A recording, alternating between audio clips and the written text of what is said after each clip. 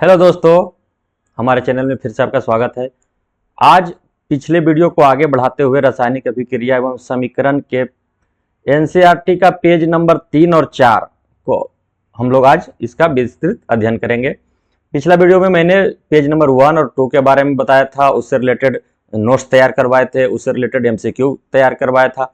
आज इस वीडियो में आपको पेज नंबर 3 और 4 से संबंधित जो भी नोट्स हो और एमसीक्यू बनेगा उसको हम लेके चलेंगे। चलिए देखते हैं। पिछला वीडियो में हम लोग रासायनिक समीकरण के बारे में चर्चा किए थे कि रासायनिक सूत्रों एवं संकेतों द्वारा लिखने की विधि को रासायनिक समीकरण कहते हैं, ये बताए थे। ठीक है, उसके बाद एक एग्जाम्पल भी दिए थे कि जो शब्द समीकरण में मैग्नीशियम और ऑक्सीजन को जब अभिक्रिया कराते हैं तो मैग्नीशियम ऑक्साइड बनता है और ये समीकरण के रूप में Mg+O2 लिख के MgO मैग्नीशियम ऑक्साइड बनाते हैं।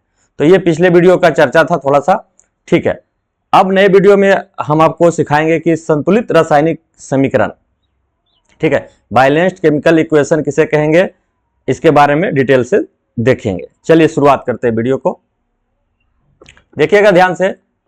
जिस रासायनिक समीकरण में अभिकारक तथा उत्पादों में प्रत्येक तत्व के परमाणु की संख्या समान होती है उसे संतुलित रासायनिक समीकरण कहते हैं। बात नहीं समझे?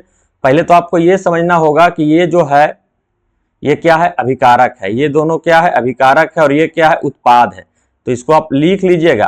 पूछता है रासायनिक समीकरण में जो लेफ्ट साइड है वो क्या कहलाता है, तो अभिकारक कहलाता है, और जो राइट साइड है वो क्या कहलाता है, वो उत्पाद कहलाता है। इसको आप लिख लीजिएगा। ठीक है, तो इसको संतुलित करने का विधि क्या है, देखिएगा ध्यान से। संतुलित करने का विधि मैं इसी वीडियो में समझा दूंगा आगे, लेकिन आप यहीं पर थोड़ा सा देख लीजिए कि पहले क्या है, मैग्नीशियम है, हम इसको किस में जला रहे हैं, ऑक्सीजन में जला रहे हैं। ठीक है, तो क्या बन जा रहा है, MgO बन रहा है, मैग्नीशियम ऑक्साइड बन जा रहा है। ठीक है, तो इसको ये क्या है, संतुलित समीकरण नहीं है, इसको संतुलित करना है। ठीक है, इसी को पर आज चर्चा होगी। चलिए ठीक है, आगे बढ़ जाते हैं।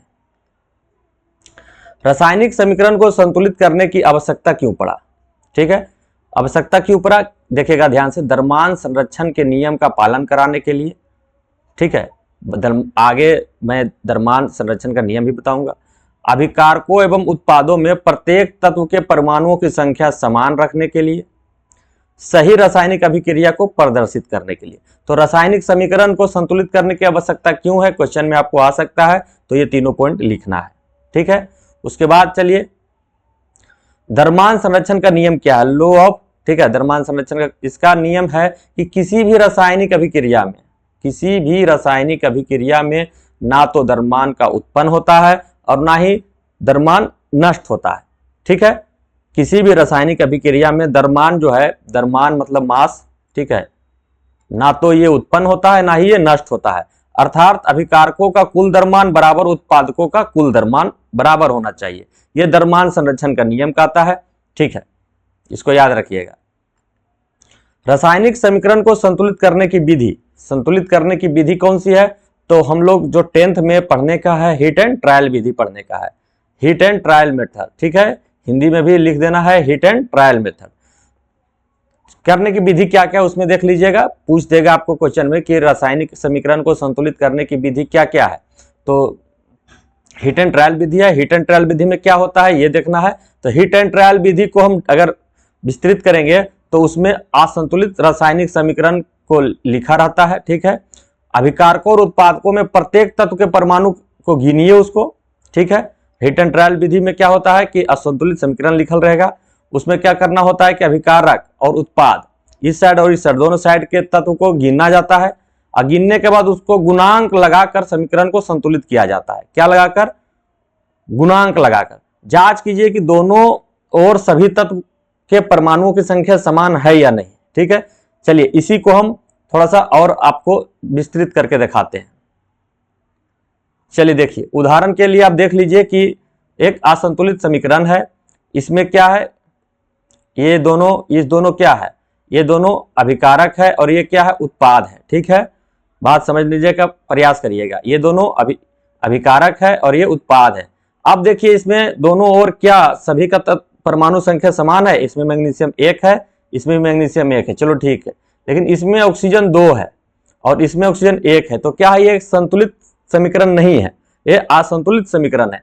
तो इसको करने के लिए हम लोग क्या करेंगे, इसको करने के लिए mg plus O2 equal to MgO जो लिखे हैं, ठीक है, इसको करने के लिए हम लोग को सिर्फ गुना कर सकते हैं, इसमें क्या कर सकते हैं, गुना कर सकते हैं। और एक बात याद रखिएगा, सिर्फ आगे में ही गुना कर सकते हैं, ठीक है, आगे कहीं भी गुना कर सकते हैं, ठीक है। तो ऐसा करते हैं कि हम इस और 2 से गुना कर देते हैं, ठीक है। तो इसमें ऑक्सीजन 2 में मैग्नीशियम 2 हो गया और ऑक्सीजन भी 2 हो गया, इधर भी 2 से गुना करनी है तो मैग्नीशियम 2 हो गया और ऑक्सीजन 2 हो गया। तो ये सिंपल से गुना करके लिखते हैं। एक बात ध्यान रखिएगा, इसमें छेड़छाड़ नहीं करते, इसमें छेड़छाड़ नहीं करेंगे, इसको गुना करेंगे तो सामने से करेंगे। तो इस तरह से हम लोग संतुलित समीकरण को कैसे लिखेंगे, 2mg plus O2 plus 2MgO, ठीक है। इसको आप समझने के लिए मैं अगले पेज में इसको विस्तार से मैं समझाया हूं और एनसीईआरटी बुक भी समझाई है, मैं धीरे धीरे करके समझाता चलूंगा, ठीक है। इसमें देखिएगा महत्वपूर्ण शब्द इसका समझ लीजिएगा, एक समीकरण का महत्वपूर्ण शब्द क्या क्या हो सकता है, ठीक है। तो देख लीजिएगा ध्यान से, यदि mg प्लस O2, क्योंकि मैं इसका बार बार एग्जाम्पल इसलिए ले रहा हूं क्योंकि एनसीईआरटी में इसी का एग्जाम्पल दिया हुआ है, इसलिए मैं इसका एग्जाम्पल ले रहा हूं, ठीक है, MgO, ठीक है। इसमें देखिए अभिकारक कौन है, तो अभिकारक जो है, रिएक्टेंट जो है, जो पदार्थ जो अभिक्रिया में भाग लेते हैं, तो अभिक्रिया में भाग कौन कौन ले रहा है, ये ले रहा है मैग्नीशियम और ऑक्सीजन ले रहा है, ठीक है, ये ले रहा है, ये ले रहा है, तो ये दोनों अभिकारक है। उत्पाद किसे कहेंगे, जो नए पदार्थ बनते हैं, जैसे ये मैग्नीशियम ऑक्साइड, ये क्या है, उत्पाद है, ठीक है। गुणांक क्या है, रासायनिक सूत्रों के आगे लिखी जाने वाली संख्या।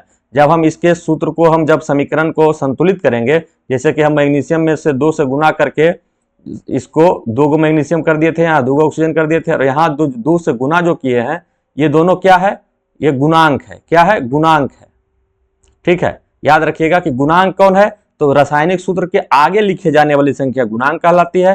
ये सूचकांक क्या है, गुणांक को कोफिशिएंट बोलते हैं और सबस्क्रिप्ट बोलते हैं सूचकांक को। सूचकांक कौन है, तो देखिएगा जो ऑक्सीजन के नीचे जो O2 लिखे हैं, O2 में 2 जो लिखाया है, ये सूचकांक है, क्या है, सूचकांक,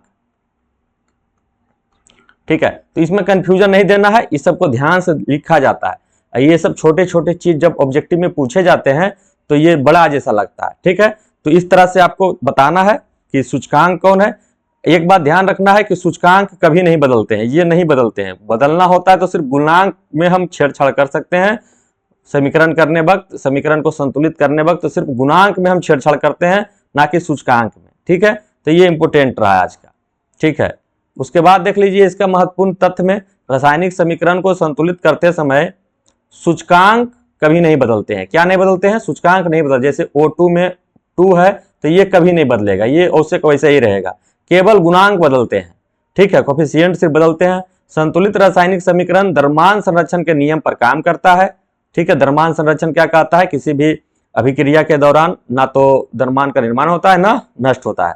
प्रत्येक रासायनिक अभिक्रिया को संतुलित रूप से लिखना आवश्यक है, ठीक है। क्यों आवश्यक है, उसके बारे में भी जिक्र हम आगे भी कर सकते हैं, ठीक है। एक नजर में आप एग्जाम रिव्यू भी देख लीजिए। रासायनिक समीकरण अभिक्रिया का संक्षिप्त रूप है।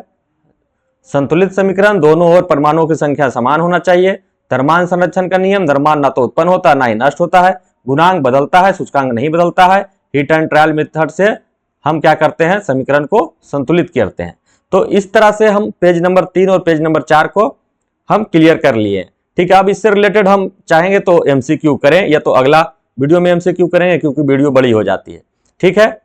तो चलिए, अगर वीडियो अच्छा लग रहा है तो एक बार वीडियो को लाइक जरूर करिएगा, चैनल को सब्सक्राइब कर लीजिए, ताकि मैं इस चैनल पर क्लास 10 का सभी विषयों का तैयारी इतने अच्छे से करवा दूंगा, इतना अच्छा से नोट तैयार करवा दूंगा, जो कि आपके बड़े बड़े एग्जामों में भी काम आएंगे। वो बड़े एग्जाम आपके जेई हो जाएगा, जेई मेंस हो जाए, नीट हो जाए, उसके या तो फिर आप जनरल कंपटीशन की तरफ यूपीएससी, आईएएस, बीपीएससी कुछ भी के लिए तैयार करें, तो ये आपके लिए बहुत जरूरी हो जाएगा। और उसी को ध्यान में रखकर मैं ये इसको थोड़ा डिटेल करके पढ़ा रहा हूँ, ठीक है। धन्यवाद, जय हिंद।